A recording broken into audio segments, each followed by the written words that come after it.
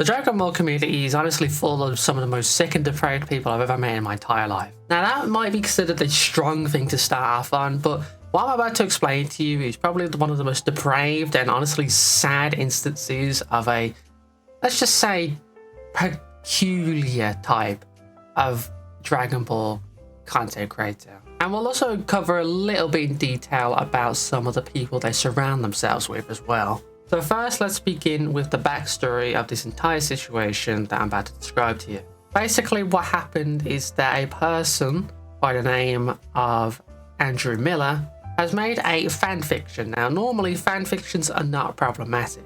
Well, I say normally, but it depends, let's be honest here. In this peculiar case, but luckily, it wasn't a not safe for work fanfiction. It wasn't one of those ex-shipper type fanfictions. However, I arguably believe it's something even worse. Essentially, the character, Cyclops, is somehow turned into a female, who they dub as Cynthia. So at first, you know, this is fine, you know, it's fun to explore, you know, a different circumstance, transitioning in a plot, you know, it's something, it's a good plot line. But then the main protagonist, Zion, I think is the green hair chick, it starts to reek of really hostile transphobia, as essentially the main protagonist forces them to detransition. And even then, while the Cynthia is a female, they fuse with the main protagonist, and the father, Trunks, yeah, did I mention that Zion is Trunks' daughter? There is a line in the fanfic that says, and I quote, "Trunks did blush a slight bit, though, as Symphion was extremely attractive. Her tight pants really showcased her curves and how strong she really was. She had the beauty of Zion and Cynthia rolled up into one. You know, the beauty of his own fucking daughter." Like, bro, what? At one point, there's even a line that Zion couldn't see her feet because of her breasts. Or a comparison where Cyclops' breasts are bigger than the main protagonist's. And, you know, I think you get it at this point. There is a lot of dialogue where they imply that the chest is big, or they're curvaceous, they're attractive visually, and honestly, it's just incredibly objectifying. Like, it's not even good in terms of a plotline sense. Like, it's just misogynistic, really, at this point. The female characters, or any type of female presence in this fanfiction, is just, hey, look, boob. Hey, look, butt. Hey, look, sexy. Look, reproduce with woman. Instead of, you know, giving them a character. It's just incredibly just bad. It's awful. Now, this is just one of the plentiful fanfictions that have been written about this.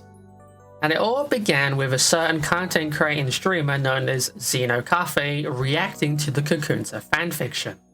Needless to say, it wasn't a favourable reaction in any form. Because of this, there was a mass harassment and hatred campaign towards Xeno Coffee's stream, basically calling for people to report it for harassment and just bullying, insulting. In response to this harassment campaign that was being attempted towards Xeno Coffee made a tweet basically accusing Andrew Miller of exchanging pornography with minors, role-playing as a real person in order to manifest and fake a relationship, using slurs, etc, etc. This tweet was followed by a thread and eventually led to a massive Google document. So let's take a deep dive look into what Andrew Miller has done via this Google document. According to the document, Andrew Miller was not initially hostile or negative towards Xeno Coffee in any way. Apparently, he was actually a fan. Yet, eventually that opinion changed, and we can see how it goes from here. Now, firstly, let's cover Andrew Miller's usages of slurs.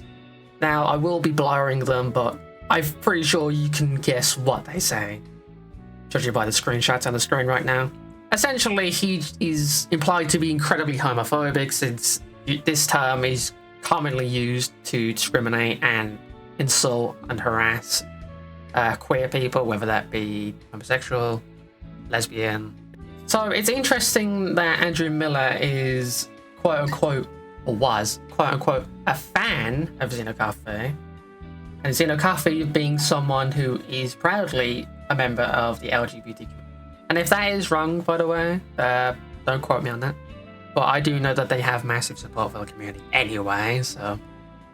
But now let's move on to the more concerning part. Now, I'm going to tell you a term that you might have heard before, or if you haven't heard before, it's good information for you to have. And that is porn addiction. Now, you might be thinking, what is porn addiction? How can you get addicted to, intercourse on a screen, or on a phone, in a book, a magazine, that sort of thing? And you would be surprised, especially in the age of, internet and easy access to such material. There's like no security for it at all whatsoever. Now, porn addiction, in layman's terms, is basically when you become so addicted to watching, consuming, and, enjoying pornography that it never really leaves your mind. It's kind of always indented into the back of your brain, and eventually creeps more and more until you basically completely consumed by pornography. And that is not a joke, by the way. That is a real condition. And you might be wondering what's the repercussions of having a porn-filled brain? Well, pornography in the first place sets incredibly unrealistic standards and expectations, particularly of women, especially if the person who's suffering from porn addiction is male. But this also applies to female victims having unrealistic expectations of men, and vice versa. So if you are suffering from porn addiction and you basically become consumed by the thought of sexual intercourse and the expectations and false ideologies that pornography sets for you 24/7, these can leak into how you act online, towards friends, towards others, in friend groups, even in real life. This happens in real life as well. There was an instance where someone saw, a pornography flick of, someone masturbating publicly, and went to a Costa Coffee drive-thru with his pants down, hoping he would get the same treatment, but he just got he got filed for harassment. So yeah, it just goes to show how serious this affliction could be. And the reason why I bring up this affliction in the first place is because Andrew Miller is incredibly severely suffering from porn addiction. Like, this is concerningly unhealthy. Now, Andrew Miller is somewhere between his mid-20s, which is fair enough, it's not too old, not too young. And he seems to have a very, very, very, very, very keen attraction towards Cronoa, or Supreme Kai of Time from the Xenoverse games. But usually he doesn't really care which version. And I say which version because there's one which is, relatively short and childlike, and the other one where she transforms into Time Unleashed form, which is more adolescent, and it makes sense. But there's instances where he uses the smaller version, which you can already tell how that can be problematic, especially if portrayed in a sexual nature. And this is not the first time he's acted this way either. Apparently this is a long time obsession, and yeah, I basically think that's the best way you can put it, an obsession. It's like people who put up like pins on the wall, like photos, cut out newspaper clippings, that sort of thing. And that's not an exaggeration, and I'll tell you why in a moment. The irony is that Miller does criticize Xenocoffee for having an obsession with Shin.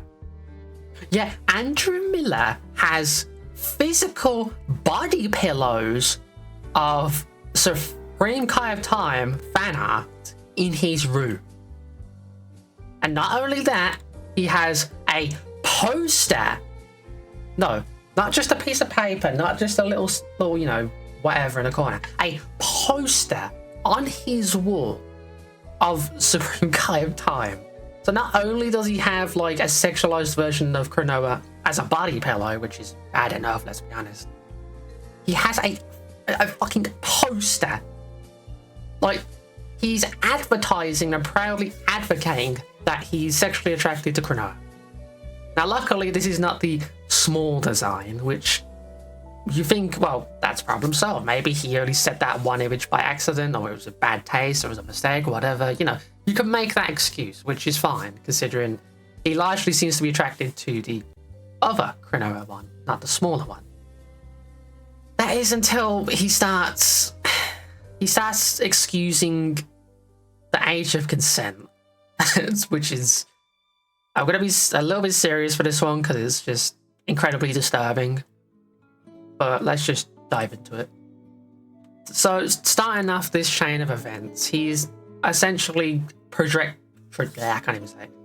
He's essentially projecting his porn addiction and lust onto other people.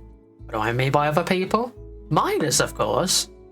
Essentially, what he does is he sends like different fan art and suggestive works of Supreme Kai Time. Usually the transformed version, but there are some instances of the smaller version. And he just randomly just sends these images to people. Like, I don't understand why people do this. As someone who did go through this themselves back in 2017, I was 16 at the time. This shit is disgusting. Like, I don't approve of this at all. Fuck whoever does this, and fuck whoever exposes minors to this sort of content, because it causes so many issues for them, so many different problems for them, mentally especially. At one point, he even goes into a live stream chat and threatens to start masturbating? What? And he would just consistently make any topic about sex or sexualizing a female character. And that's not even the worst part. Apparently, he was editing a jerk-off video in big quotes involving the woman that hosted the event, you know, Anime Expo. Like, a real woman, a real-life woman, and he's gonna include a jerk-off video. Oh my god. And that's not even the worst part.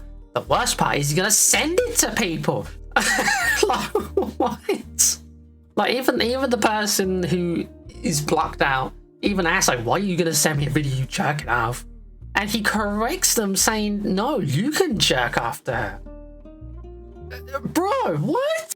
He also did a My Hero Academia waifu tier list. Now, you may be wondering, like, what could be the issue with this? And let me just tell you, plain as day, a large majority of the cast in My Hero Academia are minors. You know, they're in an academia, a school. You kind of should put that together, like, that's basic sense. Well, not all of them are. Let me just reiterate that. Not all of them are, but a large majority are.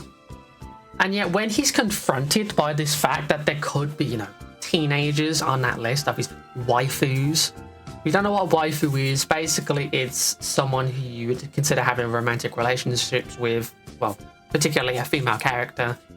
And how does Andrew Miller respond to getting confronted by the fact that these could be little kids? He brings up a Google result explaining the age of consent in Kentucky. Now, the age of consent in Kentucky is 16. Now, you might be wondering, how's that a problem? Isn't he, like, you know, 17, 16 himself? No, he's in his mid-20s. So right away, you see the issue here, right? Sure, the age of consent in that part of the country is 16.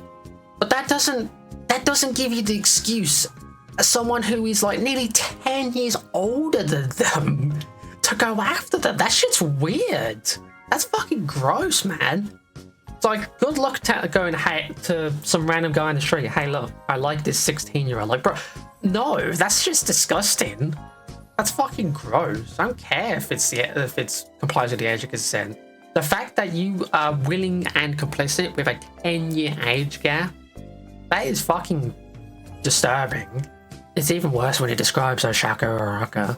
He says, and I quote, yes, she's 16, but also that is the age of consent in Kentucky. Also, I have liked her ever since I was 16, so technically she is fair game. Like, bro, you're describing, oh my god, you're describing a woman as fair game as if she's to be hunted, bro. Like, what? And it's even worse, it's like, She's actually 17 right now. As if that's any better, bro. You're like in your mid-20s chasing fucking 16-year-olds, bro. Come on. Get a grip, you fucking creep. Andrew Miller also has gone on the record to protest against moderators for posting suggestive content publicly. And he has been warned by various moderators. And his response to being confronted by this is, and I quote, "Minors have seen worse, bro." You can't even make this shit up. And when he's asked to delete them, like, not even like rudely and asked, he's being told to delete the shit that he's been posting because minors are in the server. He says, "Well, what if I don't want to?" Bro, oh my god. There's such a lack of self-awareness with this dude. Like, my god.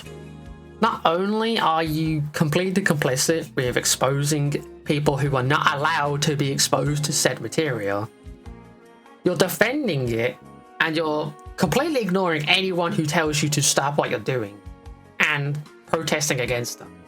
It's so, oh my god, it's so wild. And the final nail of the straw was when he posted he posted a white stain on the floor. And he says, and I quote, "Every time I see Crow and Noah, I just let it out. She's too perfect." Oh my god. I don't want to make this video too long, but he also laughs at the fact that, you know, someone is plus sized, yet he himself is plus sized. Not gonna show his face or nothing, but if you do want to see like evidence of this, I'll leave a link to the Google Doc in the description below and also in the comments. But there's one last thing that Monsieur Andrew Miller has done that has made him probably one of the most. He's a Reddit gold person. Like, I'm convinced he uses Reddit. But there's one last thing. You ever heard of the character Titan from Megamind? Well, let me tell you a story. Essentially, Andrew Miller had a crush on someone named as Brianna. You know, Brianna being a person he made a fake persona about to make himself feel better. Anyway, he essentially had a crush on Brianna and hung out for a very, very long time. Before COVID shut down, he decided to gather the courage and confess his feelings. But he was promptly rejected, and instead, she went with a guy who, in his words, doesn't care for her. And he acts so entitled towards her attention, saying, "I was there from the beginning, not fucking Tyler, who treats her like shit." It's literally the meme. It's literally the meme where it's like, "Why do girls like people who treat them like shit?" Like, it's literally that. But still, how fucking entitled do you have to be? You're not owed a woman's attention, fam. Like, you're not owed a woman's love, adoration, care. Like, you're not owed any of that. Don't get this fucking mindset that you're owed something from a woman, because you're just not. They're a human fucking being, just like you and me. So, I question if you're a human being at times, but anyway. It just goes to show how this dude is so porn addicted that he has this mindset that if he does something, like he confesses his true feelings to a woman, that woman's gonna be like, "Oh my god, I feel the same. Oh my god, let me suck you off." No, that's not how the real world works, bro. That's just not how it works at all. If someone rejects you, it's because they're just not romantically interested in you, or they just don't want to pursue a romantic relationship. It could be a lot of reasons, but I just don't think there's a reason to hold malice or get angry for a long period of time at someone saying no to you. No matter how long you've known them, there's no harm in just being friends with someone, right? Oh wait, I forgot you're a porn addict, so you just see women as objects and want to fuck all the time. Got it, never mind. And apparently he held on to this hatred for over 4 years. Bro, 4 years. That is just ridiculous amounts of time to hang on someone. Like, there's just no reason for it at all. Well, because you got told no, you had a big hissy fit for about 4 years. Big whoop. Now, there is one final bit of information that came out about Andrew Miller. Now, remember how I told you Xeno Coffee made an entire document on Andrew Miller, basically destroying Andrew Miller by proving he goes after 16-year-olds, sexualizes both real and fictional women, and overall views women as objects. So tell me, what do you think Andrew Miller's response was to being accused and having evidence of doing all these different things? What could one possibly say to him at a Google document? And in the first few paragraphs, he explains it as, I knew there were 16-year-olds, but I had no intentions at all, and there is no evidence at all to suggest I had any sexual desires with the individuals. There's no evidence, huh? You know, aside from the evidence that was presented. Yeah. Okay. I also never sent any nudes of myself to them. The only thing I sent was some not safe for work fan art, often which they would also send to me, openly stating they were cool with it. If they were openly saying they were cool with receiving such material, which they shouldn't be, by the way, that's a condition of grooming. You're grooming them to think that this is an acceptable thing to, you know, share and post. In the document, that's now deleted, by the way, he also goes on to say, if he was attracted to kids and little girls, why would he block a friend and cut ties with them because they were sending him not a safe for work art or work, a pan, you know, a fucking minor, like 11 years old in Dragon Ball GT. Like, oh my god. Bro just not only confessed that he harbored not safe for work images of a little girl, but he's also seen and reacted to said photos. And it's even funnier considering the person he listed on the Google document is the same person he tagged when he saw a mini Videl fan art. Like, bro. God. And the rest of the document is just him yapping saying, well, actually, I didn't do this, I did this instead. Like, no evidence, by the way. Like, the only evidence he really provided were, like, screenshots and stuff taken out of context. He just basically goes on to say that he's mass reporting people who cover this. So you know what? I was like, let me make a video on this. Let me get this as much coverage as possible. Why? Because fuck people who act like this. Again, as someone who has personal experience dealing with people who constantly send explicit and, you know, pornographic material to me as a minor, especially in the Dragon Ball fandom, I am more than happy to get this fucking piece of shit exposure for being the fucking incel, creepy, and whiny bitch that he is. Oh, and don't forget the people who are actively defending it, by the way. Case in point, Mitch. Would you like to explain why you think it's normalized to say that the internet lewds 16-year-olds all the time, so it's old news at this point? You know, would you like to explain why the sexualization of minors is considered normal to you? You know, just a question I thought I had on my mind. You know, I'd love to hear your answer. And that is the story of Andrew Miller, but don't let this be the last thing you hear about him. I want as many people to know just how fucking depraved and sad this little bastard is. And you might think that sounds harsh coming from me. Well, this is founded on personal experience. I fucking despise people who act like this, who think it's okay to act like this, who put minors through this sort of shit. I just do not stand for it at all. So, whatever you want to do, go ahead and do it. Don't call it back to me though. I'm just a messenger here. I just told you what I know and what the public knows. So do with this information what you will. Good luck, and I'll see you in the next video. Peace out and goodbye.